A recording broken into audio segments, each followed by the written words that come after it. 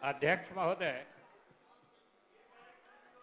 अभी आपकी इजाजत से बिहार में जो मतदाता सूची का विशेष गहन पुनरीक्षण हो रहा है, उस पर आपने विभिन्न दलों के नेताओं की राय सुनी है और सदन भी अवगत हुआ है। वैसे तो हमारे पक्ष यानी सत्ता पक्ष के लोगों को आपत्ति हो रही थी, जो सदस्य रह रह के बोल रहे थे कि चाहे अपना नियमावली की बात हो या मामला उच्चतम न्यायालय में है, इसलिए इस पर चर्चा का औचित्य नहीं है। लेकिन फिर भी आसन सर्वोपरि है और आपने ये निर्णय लिया और हम लोगों को भी अवगत कराया कि सदन के संचालन में सहूलियत के लिए सभी दल के नेताओं की राय एसआईआर यानी विशेष गहन पुनरीक्षण पर क्या है ये जान ली जाए। तो हम लोगों ने भी सरकार की तरफ से आपत्ति नहीं करके आपके द्वारा जो ये प्रस्ताव सदन के सुसंचालन के संबंध में दिया गया, हम लोगों ने भी आपत्ति नहीं की, हम लोगों ने अपनी राय प्रकट की। और मुझे अच्छा लगा कि नेता प्रतिपक्ष कल जब इस बात की शुरुआत कर रहे थे तो पहली ही पंक्ति में उन्होंने कहा कि ये लोग एसआईआर के विरोध में नहीं है, पहली पंक्ति कहा। और आज जब उसी विषय पर चर्चा को जारी रखते हुए आज जब समाप्त कर रहे थे तो अंतिम पंक्ति उन्होंने कहा कि बिहार सरकार इस बात को देखे या गारंटी दे कि बिहार का कोई सही मतदाता छूटे नहीं। तो उन्होंने भी कहा कि एसआईआर के विरोधी हम नहीं हैं और सरकार की भी मंशा वो जानना चाह रहे थे। तो महोदय, हम भी सरकार की तरफ से इस सदन को और बिहार के सभी मतदाताओं को आश्वस्त करना चाहते हैं कि बिहार सरकार भी यही चाहती है कि कोई भी सही और वाजिब मतदाता सूची से बाहर नहीं जाए। हमारे मुख्यमंत्री से लेकर सारे मंत्री परिषद और सारे सदस्यों की यही इच्छा है कि कोई भी सही और वाजिब मतदाता का नाम आगामी चुनाव को देखते हुए मतदाता सूची से बाहर नहीं जाए। महोदय, कल नेता प्रतिपक्ष संवैधानिक प्रावधानों की भी चर्चा कर रहे थे कि जो इस संविधान के प्रावधान के तहत भारत का आदमी नागरिक 18 वर्ष की उम्र पूरा कर लेता है, उसको मतदाता होने का अधिकार है। सही बात है, संविधान के अनुच्छेद 326 में स्पष्ट है कि जो 18 वर्ष की आयु पूरी कर लेता है और किसी न्यायालयीय आदेश से अगर वो बाधित नहीं है तो उसको मतदाता होने का अधिकार है। लेकिन वहां पर हम लोगों को एक चीज में गौर करना होगा, ये मतदान का जो अधिकार है और अन्य अधिकार जो है, जैसे हमारे मौलिक अधिकार हैं, उसमें जो समता समानता का अधिकार है, जो अनुच्छेद 14 में सबसे प्रमुख अधिकार माना जाता है, इसमें संविधान ही थोड़ा शब्दों के हिसाब से फर्क करता है। उस फर्क को भी समझना चाहिए कि मौलिक अधिकार के जैसे इक्वलिटी का जो राइट है, समानता समता का अधिकार, वो किसी भी व्यक्ति के लिए है। संविधान कहता है एनी पर्सन, किसी व्यक्ति को कानून के नजर में फर्क नहीं किया जाएगा। लेकिन जिस प्रावधान का हवाला नेता प्रतिपक्ष भी कर रहे थे कि कौन आदमी मतदान करने का अधिकारी होगा, उसमें संविधान कहता है, किसी व्यक्ति के बारे में नहीं कहता है, उसमें किसी नागरिक की चर्चा करता है, एनी सिटीजन। मतलब हर व्यक्ति जो यहाँ रह रहा है वो मतदान का अधिकारी नहीं हो जाएगा। जिसको नागरिकता प्राप्त होती है वही हम उसी संविधान की बात कर रहे हैं। बैठ जाइए, सुन लीजिए ना, सबकी बात सुनी गई है, सुनना चाहिए। इसलिए महोदय जो नेता प्रतिपक्ष ने कहा है वो हम लोग भी चाहते कि बिहार का कोई सही नागरिक मतदाता सूची से बाहर नहीं रहे। और दूसरी बात अरे बैठिए, सुनिएगा तब ना होगा। अरे सुन तो लीजिए ना, पूरी बात, बैठ जाइए। आपकी बात सुनी गई है ना, दूसरे की बात सुनिए, बताइए। अध्यक्ष महोदय दूसरी बात, अरे आप लोग जितना बात बोले हम सब बात को बोलेंगे, सुन लीजिए ना। दूसरी बात अध्यक्ष महोदय, जो गहन पुनरीक्षण की बात है, ये बात भी शुरू से संविधान प्रदत्त या जो लोक प्रतिनिधित्व कानून है, RP act, representation of people act है, जो 1950 से लागू है, उसके तहत भी उसकी विहित प्रक्रिया है कि हर चुनाव से पहले मतदाता सूची का पुनरीक्षण किया जाता है, हर चुनाव से पहले। और आप बीच में बोले तो सुन लीजिए ना, ज्ञान वृद्धि करिए, सुनिए महोदय। और लगभग 20-25 साल बाद हर जगह यह जो हो रहा है एसआईआर, यानी विशेष गहन पुनरीक्षण, सामान्य पुनरीक्षण और विशेष गहन पुनरीक्षण में भी फर्क होता है। इसमें फर्क होता है महोदय,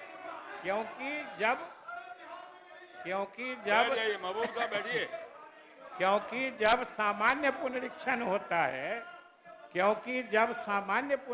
होता है, तो सिर्फ जिसमें दावे किए जाते हैं कि जैसे कोई 18 साल की उम्र पा लिया है या कोई मृत है, किसी का नाम इंक्लूड करने के लिए या बाहर करने के लिए जो दावा किया जाता है उसी का निष्पादन होता है।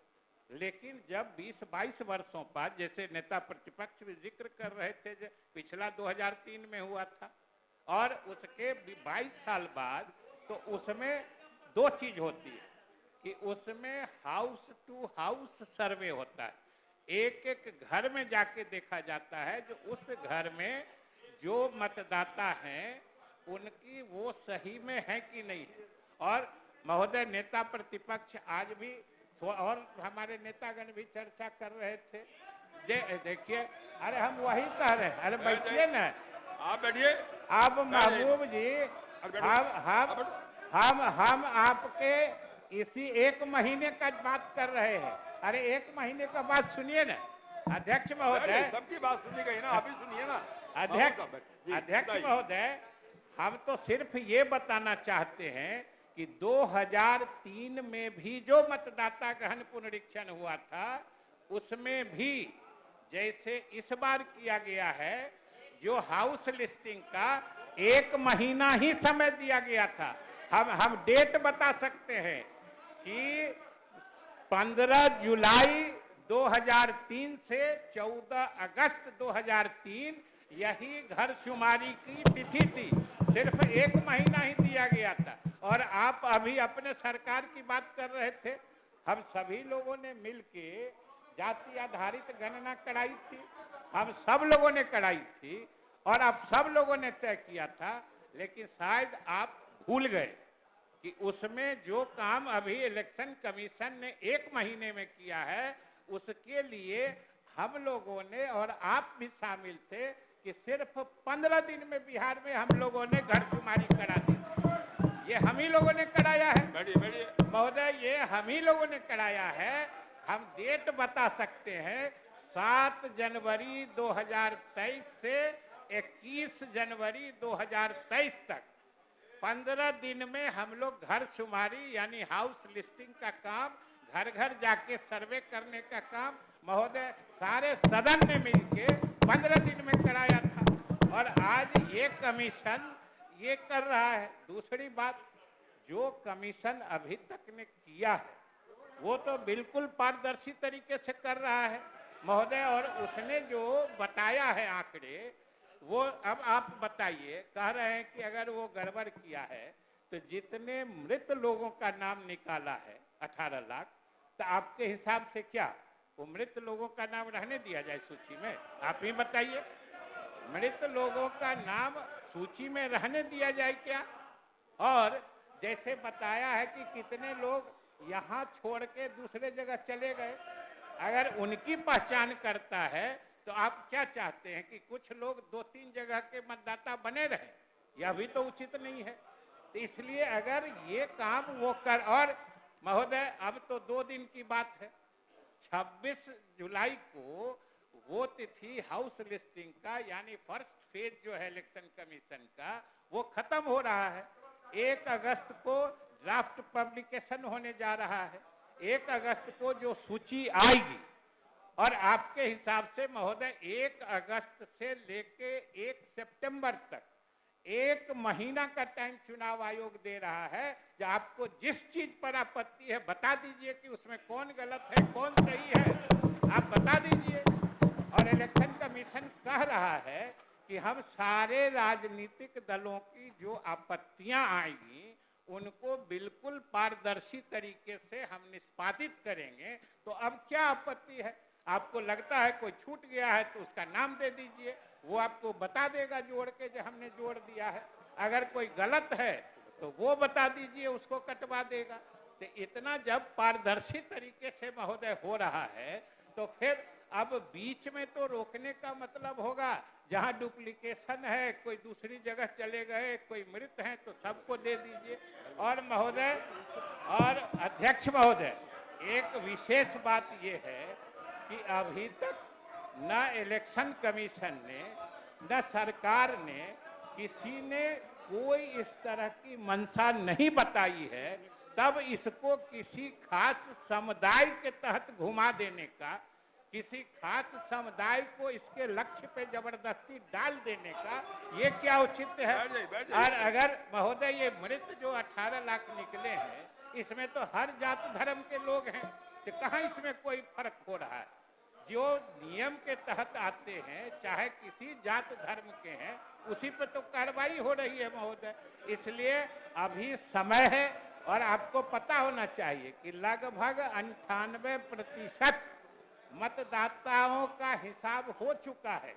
90%, 95% ने तो फिर से आवेदन डाल दिया। अब आप बोलिए कि 95% लोगों ने दे दिया है, उसमें तो आप लोग भी शामिल हैं, तो अपने एप्लीकेशन डाल रहे हैं महोदय। ये लोग अपना अपना एप्लीकेशन डाल रहे हैं, अब बाकी पता नहीं किसको कह रहे हैं कि ये बंद कराओ बंद कराओ, उधर बंद कराओ इधर सब अपना रिन्यूअल करा लिए।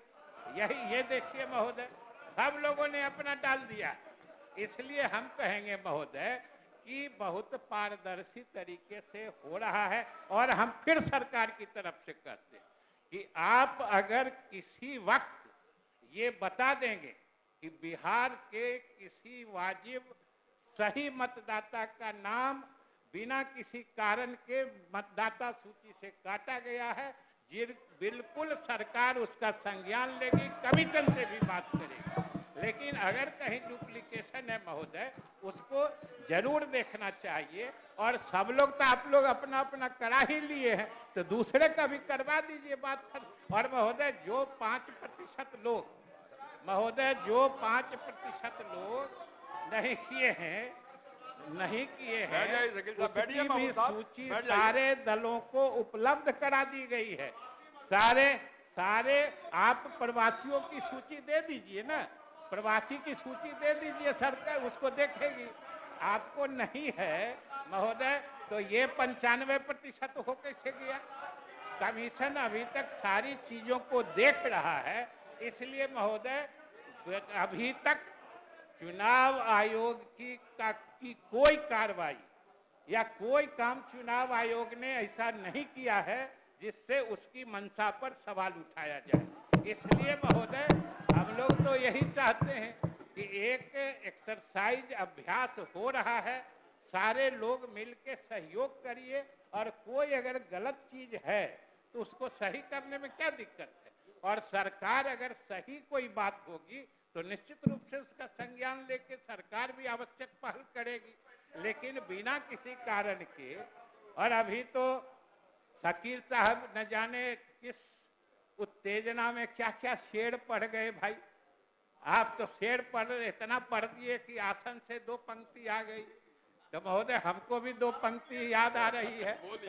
बोल दीजिए, बोल दीजिए। आपकी इजाजत हो तो हम सुना हाँ, दे। बोल ही दीजिए। महोदय, ये पुरुषी से गम जब करते हैं, कुछ कह न सकूं, चुप रह न सकूं। ये पुरुषी से गम जब करते हैं, अभी बोल रहे थे, कुछ कह न सकूं, चुप रह न सकूं, खामोश रहूं नामुमकिन है, इसीलिए हमको बोलना पड़ा। खामोश रहूं नामुमकिन है, और कह दूं तो शिकायत होती है। इसलिए महोदय, हम सारे सदन से अनुरोध करते हैं कि सब लोग मिलके ये जो एक अच्छा अभ्यास, एक्सरसाइज चुनाव आयोग के द्वारा किया जा रहा है, ये नियमित होता आया है।